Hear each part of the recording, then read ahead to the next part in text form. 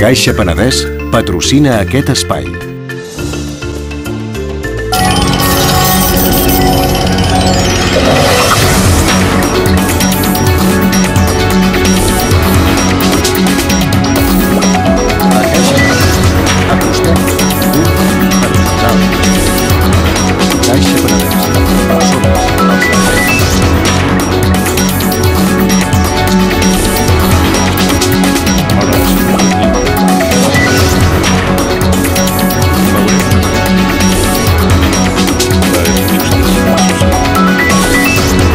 Que passen els assassinats de monjos i monges, els empresonaments de la bona gent, són un assumpte important.